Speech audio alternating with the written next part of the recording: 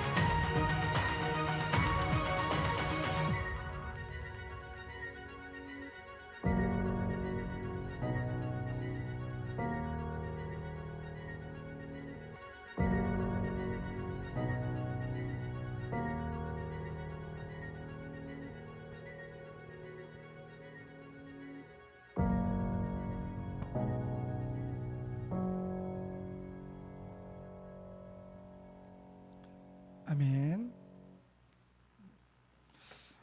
이번 주 우리에게 주신 하나님 말씀의 제목은 감사하는 것이 하나님의 뜻입니다. 오늘은 추수감사절입니다. 추수감사절의 유래는 이제 미국에서 시작됐죠. 영국의 청교도들이 이제 신앙의 자유를 찾아서 1620년 9월 16일에 메이플라워호를 타고 어디로 갔어요? 이제 새로운 땅을 향해 항해를 하기 시작하죠. 근데 그 항해가 예상보다 길어졌습니다. 그래서 무려 63일이라는 시간을 항해를 하게 되어졌고, 그 안에서 153명이 탔었는데 그 중에 51명이 이제 세상을 떠나게 되어지죠. 그리고 이제 항해를 시작한 지 63일 만에 마침내 현재 미국의 매사추세츠주에 상륙을 하게 되어집니다. 그래서 그들이 이제 그 땅에 도착해서 가장 먼저 한 일이 무엇이었을까요? 이걸 어린이부 때 물어봤더니 진유가 바로 대답을 하더라고요. 놀랐습니다. 무엇을 가장 먼저 지었을까요? 바로 하나님께 예배드릴 예배당, 곧 교회를 지었습니다. 그 다음은 아이들을 가르칠 학교를 지었고요. 그 다음에는 병원을 지은 후에 마지막으로 자신들이 거처할 할 집을 지었다고 합니다.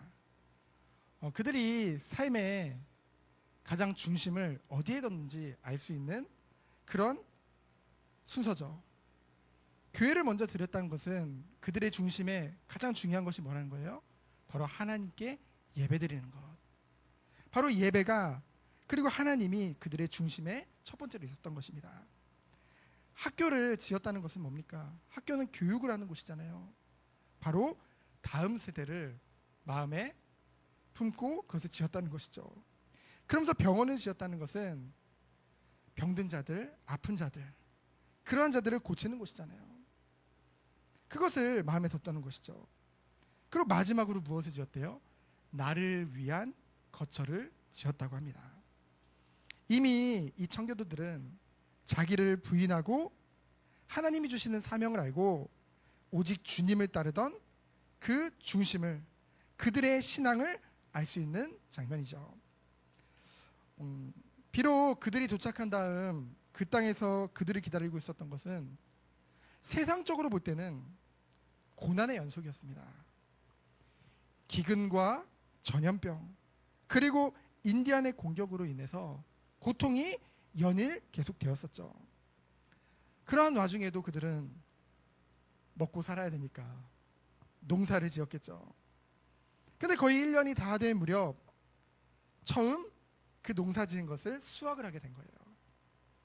그 양식이 너무나도 기쁘고 감사해서 하나님께 그 추수할 것을 예물로 바치게 되어집니다. 이것을 기념해서 1621년 플리마우스 지사가 이날을 추수감사절로 정해서 오늘까지 이른 것이죠.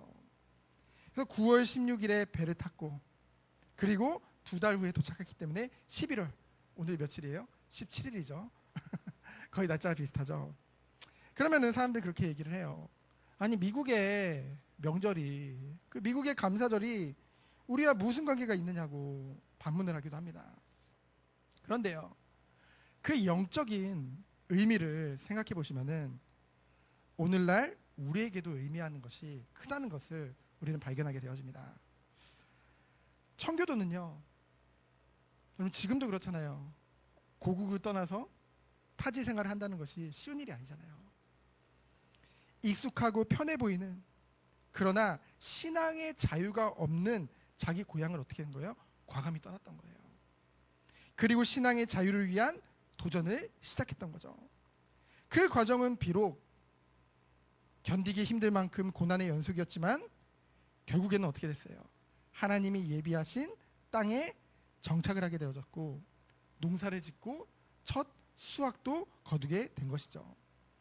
그러면서 1년의 시간을 되돌아보니 비록 고난의 연속이었던 것 같지만은 하나님이 우리를 지금까지 이끄시고 지켜주시고 축복하셨다는 사실에 감사로 영광 돌렸다는 거예요. 우리 성도님들도 이 땅에서, 이 세상에서 가운데서 지난 1년간의 삶을 여러분 한번 되돌아보세요. 쉽지 않은 길이었을 것입니다. 그렇죠? 하지만 가만히 되돌아보면요, 우리에게 베풀어 주신 주님의 은혜가 너무 커서 하나님 앞에 감사할 수밖에 없음을 알게 될 것입니다. 그래서요, 이 절기는 뭐 미국 절기고 한국 절기고 그걸 떠나서 굉장히 뜻깊은 그런 절기인 것 같아요. 우리가 1년에 52주의 주일이 있잖아요. 그 중에서 한 주를 정말로 하나님께 오직 감사드릴 수 있는 그런 절기가 있다는 것, 그 자체에 하나님의 은혜를 받은 우리들은 감사해야 될 줄 믿습니다. 왜 그렇습니까? 우리 성도에게 있어서 꼭 지켜야 하는 계명이 있어요. 그렇지 뭐예요? 바로 감사와 사랑이기 때문이죠. 우리들은요, 어찌 보면 소극적인 계명인 이런 거 있잖아요. 살인하지 말라 10계명에 있는, 도둑질하지 말라, 뭐 간음하지 말라 등은 무척이나 중요하게 생각하죠. 그런데요, 적극적으로 하나님이 행하라고 말씀하신 그 계명인 사랑과 감사를 잃어버릴 때가 너무나도 많다는 것이죠. 그런데요, 더 안타까운 것은 뭡니까? 오늘날 성도님들이 그것에 관해서 가슴 아프게 느끼지 못하는 그런 것이 어쩌면 현실적으로 더 가슴 아픈 일이죠. 감사가 없는 삶은 어떻게 되나요? 의미 없고 메마르고 기름기 없는 그런 건조한 삶을 살게 되어지죠. 타락한 그 마음에는요, 원망과 불안이 가득할 수밖에 없어요. 불평과 미움과 시기가 넘칠 수밖에 없다는 것이죠. 그래서요, 사실 감사가 없는 삶은 불행합니다. 감사가 없는 신앙생활도 마찬가지예요. 의미 없고 메마르고 건조해질 수밖에 없다는 것이죠. 죄성으로 인해서 불신앙에서 빠져나오지 못하게 된다는 것이죠. 하지만 이와 반대로 뭐 일부러 감사해라 그런 건 아니지만은 우리가 정말 한 해를 돌아보며 그 감사의 의미를 기억할 때요, 정말 하나님께 감사하며 삶을 사는 사람은 이미 복되고 행복한 길을 걷고 있는 사람인 줄 믿습니다. 우리의 삶의 이유는 뭐예요? 오직 하나님께 영광이죠. 감사는요, 하나님께 영광 돌리고 하나님을 영화롭게 하는 최고의 제사라는 것이죠. 또한 우리를 유혹하고 자꾸만 넘어뜨리려 하는 그 마귀를 대적하는 최대의 무기가 감사인 줄 믿습니다. 감사하다는 것은 하나님의 은혜와 사랑을 정말 우리가 누리고 있다는 거예요. 삶 가운데 느끼고 있다는 거예요. 그러니 감사하죠. 그러면은 마귀가 틈탈 틈이 있겠습니까? 그렇죠? 그리고 감사의 생활은요, 참된 지혜를 가진 생활의 결론이요, 성도가 마땅히 가져야 할 생활의 중심인 줄 믿습니다. 그래서 오늘 데살로니가전서 5장에 성령께서는요, 바울을 감동하셔서 이렇게 우리에게 말씀하시는 거예요. 항상 기뻐하라, 쉬지 말고 기도하라, 범사에 감사하라. 이것이 그리스도 예수 안에서 너희를 향하신 하나님의 뜻이니라. 여러분, 정말로 하나님을 사랑하십니까? 어찌 사랑할 수밖에 없습니까? 우리는요, 하나님을 만났기 때문이죠. 지식적으로가 아니라 인격적으로 하나님을 만났기 때문입니다. 우리가 어떻게 하나님을 인격적으로 만났는지 알 수 있다고 했어요. 우리가 하나님을 정말 인격적으로 대하고 있느냐, 아니면 우리 소원을 이루어주는 수단으로만 생각하느냐, 그것을 통해서 하나님을 인격적으로 만났는지 알 수 있다고 했죠. 하나님은요, 우리에게 안 좋은 것이 있다면 제한하시는 아버지와 같은 분이세요. 그렇잖아요. 우리 부모님들은 우리에게 안 좋은 게 있는데, 자식에게 안 좋은 게 있는데 어찌 그것을 허락하겠습니까? 그런 하나님은 제한하시는 그런 아버지 같은 분이라는 거죠. 아니면 우선 내 소원을 내가 원하는 것을 꼭 들어줘야 하는 존재로 여기십니까? 하나님은 누구보다 우리를 잘 아시고 우리를 너무나도 사랑하시는 우리의 하나님인 줄 믿습니다. 그러한 하나님을 우리는 진심으로 사랑하고 존중해야 될 줄 믿습니다. 개척 후에요, 이제 하나님의 말씀인 성경을 가지고 이제 3년 동안, 이제 3년 가까이 되어졌죠 벌써. 이제 강해 설교로 이제 나누고 있는데요. 나누면 나눌수록 제가 느끼는 것이 있습니다. 뭐냐면은 부끄러운 얘기인데 내가 하나님을 잘 알지 못했구나. 충격적이지 않나요? 제가 그래도 모태신앙이거든요. 게다가 벌써 16년 동안이나 목회자로 인도받은 그 목회자 아닙니까? 그런데도 제가 성경을 보면 볼수록 묵상하면 묵상할수록 더더욱 깨닫게 되어져요. 아, 부끄럽지만 내가 하나님을 잘 몰랐구나. 알았죠. 근데 몰랐다는 것은 그만큼 말씀을 보면 볼수록 하나님에 대해서 깊이 깨닫게 된다는 것을 말씀드린 것입니다. 그 증거가 뭐냐면요, 하나님이 나를 사랑한다는 것은 정말 알았어요. 그럴 수밖에 없는 삶의 여정을 요새 제가 걸어왔거든요. 나름의 응답도 있었고요. 그렇게 고백할 수밖에 없는 순간들이 너무나도 저에게 많았어요. 한번 저희 가족들에게 한번 물어보세요. 어떤 응답을 받으면서 왔는지. 실제로 하나님의 살아계심과 하나님의 사랑하심을 정말로 고백할 수밖에 없는 그런 수많은 일들을 겪으면서 이제까지 인도받았거든요. 그런데요, 이 성경을, 하나님의 말씀을 나누면 나눌수록 제가 깨닫는 것이 있어요. 아니, 가슴 깊이 알게 하시는 것이 있어요. 아니, 정말로 느껴지게 하시는 것이 있습니다. 뭐냐면요, 하나님이 나를 사랑하시는 것에 비해 내가 하나님을 정말로 사랑하고 있었느냐. 사랑했었죠. 하지만 그 사랑에 비하면 크기뿐만이 아니라 그 저의 악함과 약함과 상관없이 무조건적으로 사랑해 주신 그 하나님의 사랑을 생각하니 너무나도 부끄럽고 부족한 거예요. 그래서 저는 하나님을 사랑한다면서 사실은 나를 더 사랑하고 있었구나, 나도 모르게. 그것을 결론 내리게 되어졌습니다. 제가 대학교 1학년 때 그 하나님의 그 십자가 사랑이 너무 마음에 담겨서 막 펑펑 울은 적이 있거든요. 혹시 모태신앙으로 자라보신 분은 알겠지만은 모태신앙이 구원의 감사가 너무 감격돼서 우는 것은 흔치 않은 일입니다. 모태신앙들은요. 그래서 못된 신앙, 못해신앙이라고 하잖아요. 그렇죠? 근데 막 그런 것도 체험했었어요. 그래서 나름대로 그 이후에 조금씩 저의 삶이 변화되었거든요. 그럼에도 불구하고 아직도 저는 저를 더 사랑하고 있는 것을 저는 깨닫게 되었습니다.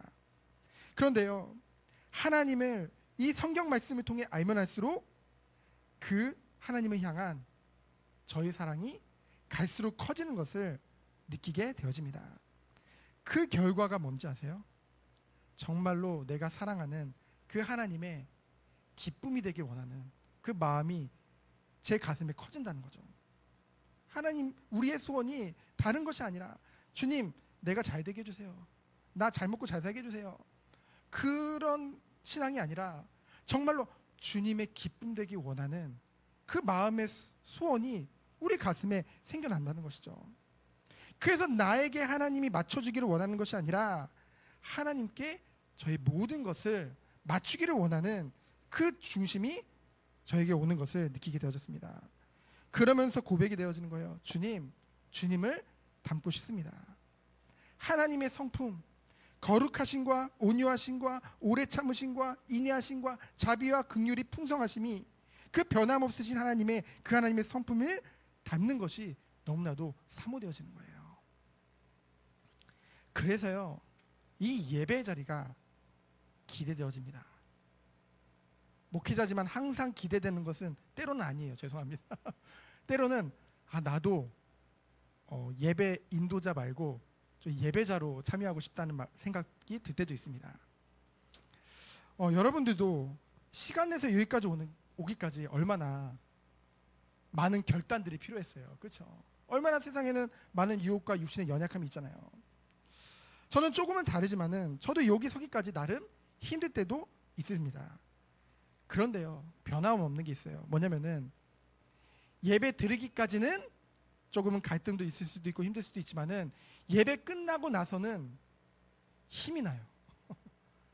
정말로 힘이 납니다. 너무 행복해요. 그래서 뭡니까? 정말로 이 예배가 늘 기대되고 사모된다는 거죠. 안 힘들어서가 아니라 말씀을 통해 저부터가 하나님을 갈수록 더 깊이 알게 되고 주님께로 더욱더 내 발걸음이 옮겨져서 가까워지는 것이 느껴지기 때문에 그리스도 안에서 날마다 성장의 감을 느끼기 때문에 그러니까 힘이 나는 거예요. 정말 우리가 예배를 통해서 하나님께 영광도 돌리지만은 이 은혜와 축복과 힘을 얻는 그런 예배 되어지길 축원드립니다. 그래서 오늘 예배를 통해 감사가 회복되고 정말 새 힘을 얻는 시간 되어지길 축원합니다. 이제 본문으로 돌아오면요, 데살로니가전서 5장은 마지막 때를 얘기하고 있습니다. 우리 마지막 때를 얘기하고 있어요. 우리 또한 마지막 때를 지금 살고 있잖아요. 그래서 이 본문을 감사절에 깊이 마음에 담기를 원합니다. 첫 번째로 1절로 10절을 보면은 정신을 차리지라. 저는 이 말씀을 읽는 순간 정신이 번쩍 들더라고요. 감사절에 먼저 우리가 주 안에서 정신을 차리기를 원합니다. 1절 3절에 보니까 뭐라고 했어요? 예수님이 오시는 때와 시기는 알 수 없습니다. 주의 날이 도둑같이 이를 것을 말씀하고 있죠. 그들은 평안하다 안전하다 할 그때에 임신한 여자에게 해산의 고통이 갑자기 이른같이 멸망이 갑자기 이를 것을 말하고 있죠. 근데 중요한 건 뭐냐면요, 여기서 그들은 믿지 않는 불신자들을 말합니다. 불신자들에게는요, 예수님이 오심이 도둑 같고 그날이 갑자기 임할 것을 말씀하시죠. 왜 갑자기일까요? 하나님을 믿지 않는 자들은 준비가 안 되었기 때문에. 그래서 그들에게는 갑자기입니다. 하지만 4절에 보면요, 형제들 곧 구원을 받은 성도는 뭡니까? 어둠에 있지 아니하매 그날이 도둑같이 너에게 임하지 않을 것을 말씀하십니다. 5절에 보면요, 우리는 다 뭐래요? 빛의 아들이요 낮의 아들이기 때문에. 그런데 여러분, 여기서 아니하고 끝내겠습니까? 안 되겠죠. 그렇기 때문에 6절에 보니까 뭡니까? 그러므로 우리는 다른 이들과 같이 자지 말고 오직 깨어 정신을 차릴지라. 한 번 더요. 오직 깨어서 정신을 차릴지어다. 정신이 확 깨더라고요, 진짜. 내가 지금 무엇을 고민하고 무엇에 집중하고 있는가. 7절에 자는 자들은 어떻게 한대요? 밤에 자고 취하는 자들은 밤에 취하되. 8절에 보니까 뭡니까? 우리는 낮에 속하였으니 정신을 차리고 무엇을 하래요? 믿음과 사랑의 호심경을 붙이고 구원의 소망의 투구를 쓰자. 여러분, 고린도전서 13장에 보면은 그 사랑장이라고 하죠. 믿음, 소망, 사랑은 신앙의 본질적인 3대 핵심입니다. 그렇게 불러요.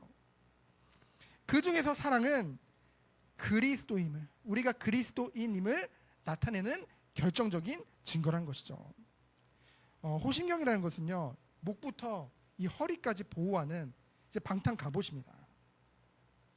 그 호심경을 뭐로 붙이래요? 믿음과 사랑의 호심경을 붙이고, 그리스도의 사랑과 믿음으로 무장하고 머리에는 뭐를 하래요? 구원의 소망의 투구를 쓰래요. 에베소 6장에 보면은 구원의 투구를 쓰라고 했죠. 근데 여기는 소망을 붙였는데, 여기에 소망을 더한 이유는 무엇일까요? 하나님이 우리에게 주신 구원은 과거, 현재, 미래의 영원한 완전한 구원이 되기 때문인 줄 믿습니다. 우리는요, 영원한 천국에서 주님 오시는 그날 우리도 주님과 같이 부활의 몸을 입고 영생의 삶을 살게 되어지죠. 그 영생의 삶을 소망하는, 그것을 바라보며 오늘을 살고 있기 때문에 현재의 고난은 뭐라고 했어요? 장차 그리스도 안에서 받을 영광과는 비교할 수 없다고 했죠. 이 구원의 소망의 투구를 우리는 날마다 써야 돼요. 그래서 어떤 상황 속에서도 감사할 수밖에 없는 그 은혜 가운데로 들어가길 원합니다. 그래서요, 구원의 은혜 밖에서 멸망을 향해 가는 자들과 같이 세상에 취하고 재물에 취하고 성공과 출세에 취하고 그리고 술에 취해 방탕할 때가 아니라는 것이죠. 성도의 때는 모두 주 안에 있기에 주님이 우리의 삶의 주인이기 때문에 우리는 날마다 깨어 기도하며 정신을 차려야 될 줄 믿습니다. 정신을 차리니까 마치 제가 꼭 뭔가 성도님들에게 뭔가 부담을 드리는 것 같은데, 그런 의미가 아닙니다. 늘 깨어 있어야 돼요. 왜 그렇습니까? 9절에 하나님께서 우리를 세우심은 진노를 주기 위함이 아니요 오직 그리스도를 통해 구원을 받게 하시기 위함이기 때문인 줄 믿습니다. 그래서 10절에 보면은 예수께서 우리를 위해 죽으사 우리로 하여금 깨어 있든지 가든지 자기와 함께 살게 하려 하셨느니라.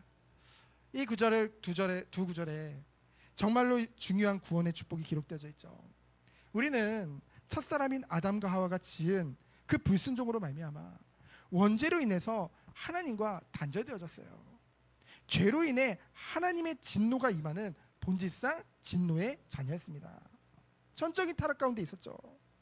하지만 하나님의 일방적인 사랑이라고 하죠. 왜 일방적인 사랑입니까? 우리는요, 죄인된 우리는요, 하나님을 찾지 않아요.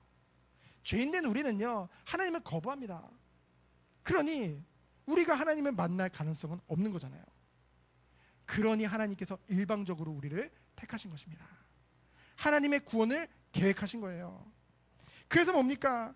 이 하나님의 그 불강력적인 은혜로 인해서 독생자 예수를 이 땅에 보내신 줄 믿습니다. 하나님의 택하신 백성들을 구원하시기 위해서 독생자를 아낌없이 보내신 것이죠. 그리고 그 예수님께서 어떤 일을 하셨습니까? 십자가에서 나의 죄를 위해, 그 죄로 인한 하나님의 진노를 다 뒤집어 씌우고 못 박아 피와 물을 다 쏟게 하사 십자가에서 죽이셨어요. 그 피와 그 희생과 그 죽음으로 말미암아 우리가 어떤 축복을 누리게 된 겁니까? 우리의 죄를 대속하신 것이죠. 죄의 값을 완전히 그리스도께서 십자가에서 지불하신 줄 믿습니다.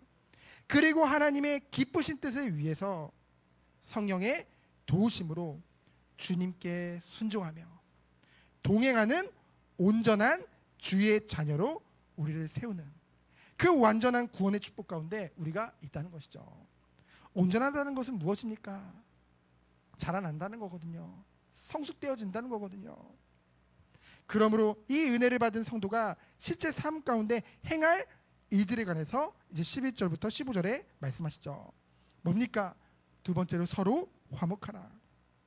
결국은요, 하나님과의 관계에 집중할 때 사람과의 관계도 변화되어집니다. 그래서요, 우리가 정말로 사람들과 잘 지내고 싶다면, 우리 가족과, 당장 우리 배우자와, 그리고 나와 관계된 모든 자들과 잘 지내고 싶다면, 회복하고 싶다고 한다면은 무엇에 집중하는 거예요? 하나님과의 관계에 집중하시기를 축원드립니다. 정말로 우리가요, 생명을 살리기 원하고 정말 전도와 선교를 원한다면 우선 하나님과의 관계에 집중해야 된다는 것이죠. 하나님이 성도에게 가장 원하시는 것은요, 전도와 선교의 행위가 아닙니다. 전도와 선교 중요하죠. 그런데 그것이 우선이 아니라는 거죠. 먼저는 뭡니까? 우리가 그러한 삶을 살아가기를 원하세요. 전도 이전에 하나님의 자녀답게 우리가 성화되어지기를 원하신다는 것이죠. 먼저 우리 한 사람 한 사람이 그리스도 안에서 장성한 자로 세워지기를 원하세요. 그래서 우리가 주님을 닮아가고 주님과 같은 삶을 살 때에 어떻게 됩니까? 전도는 되어질 수밖에 없는 줄 믿습니다. 우리가요, 우리 곁에 있는 불신자들이 봤는데 여전히 나에게 갇혀서 내 욕심을 위한 삶을 살고 있는데 불신자들이 우리를 보며 무슨 생각을 하겠습니까? 그들은요, 우리를 본능적으로 미워할 수밖에 없어요. 왜냐하면 다르기 때문에. 하지만 그들이 인정할 수밖에 없는 삶을 살아간다면 어떻겠습니까? 내가 세상에 온 것은 섬김을 받으려 함이 아니라 도리어 섬기려 하고, 우리가요, 하나님이 주신 그 은혜 때문에, 충만한 사랑 때문에 그리스도 안에서 정말로 우리 자기 자신을 부인하고 오직 주님을 쫓아 섬기는 삶을 살아간다고 한다면은 하나님께서 우리를 통해 그 다음 문을 열어가시리라 믿습니다. 그래서 오늘 아까 특성을 부른 것 같이 우리가 일상 속에 정말 우리가 속한 그 삶 가운데 하나님 자녀로서의 마땅한 삶을 살아갈 때 너희 착한 행실을 보고 그들이 두 손을 높여 하나님께 영광 돌리도록 하라. 그 말씀이 성취되는 줄 믿습니다. 이 은혜 안에서 그리스도의 몸된 지체인 성도가 서로 어떠한 자세를 취해야 되는지 말씀하죠. 11절에 보면 뭐라고 했어요? 피차 권면하고 서로 덕을 세우라. 그래서 12절에 보면은 너희 가운데서 수고하는 자들, 13절에 보면 그들의 헌신을 귀히 여기며 서로 화목하라. 이 데살로니가 교회예요. 이제 직분자들이요, 정말 성도를 위해서 헌신하고 막 권면하는데요, 그들이 잘못된 그 종말론으로 인해서 그 말을 무시해버리고 그릇된 길로 막 가는 거예요. 그래서 바울이 이 말을 하는 것입니다. 그들의 헌신을 귀히 여기며 무엇을 말했어요? 서로 화목할 것을 말했죠. 그러면서 14절에 보면은 게으른 자들을 권계하고, 권계하다는 말은 뭡니까? 타이르고 조심하게 하고, 마음이 약한 자들은 어떻게 해줘야 돼요? 몰아붙여서는 안 되겠죠. 마음이 약한 자들은 어떻게 해요? 붙들어주며 모든 사람에게 오래 참으라. 주님이 광야에서 그 이스라엘 백성을 보고 오래 참은 것 같이 우리 또한 오래 참아야 될 줄 믿습니다. 그래서 15절에 보면 뭐라고 했어요? 악을 악으로 갚지 말고 서로 대하든지, 성도들끼리죠. 그리고 또 모든 사람을 대하든지, 성도뿐만 아니라 세상 사람들을 향해서 항상 뭐래요? 선을 따르라. 이것이 하나님의 사랑을 받은 사람, 그리고 하나님을 사랑하는 자들의 모범인 줄 믿습니다. 그런데 정말 감사한 것은 뭡니까? 마지막으로 하나님이 친히 너희를 온전히 거룩하게 하실 것을 말씀하고 있죠. 16절로 28절에 약속하셨다는 것입니다. 그래서 뭐예요? 항상 기뻐하라, 쉬지 말고 기도하라, 범사에 감사하라. 이것이 그리스도 예수 안에서 너희를 향하신 하나님의 뜻이니라. 우리가요, 일상 가운데 당연하다고 생각하는 것들이 사실은 얼마나 감사할 것이 많은지요.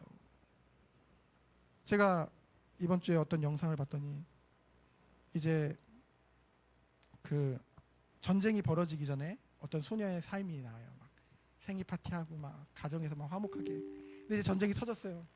점점 애가 이제 갈수록 바뀌는 거예요.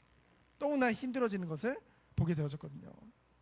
그 우리가 지금은 언제든지 예배 올 수 있죠. 하지만 코로나 때 보세요. 예배 드리고 싶어도 못 드렸었잖아요. 그리고 우리는요, 오늘 아무렇지도 않게 눈을 떴을 것입니다. 하지만 사실은 이게 당연한 게 아니에요. 하나님이 우리에게 사명이 있기 때문에 우리에게 오늘 하루도 허락하신 거예요.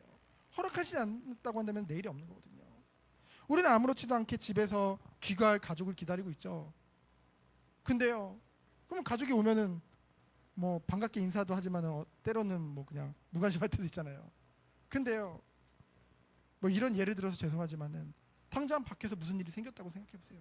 그래서 돌아올 수 없다고 한다면은 얼마나 그 의미가 달라지죠. 그런 사람들에게는 정말로 그런 아픔을 겪은 사람에게는 당장 우리 자녀나 우리 가족이 오늘 당장 문을 열고 들어올 것 같은데 그런 마음이지 않겠습니까?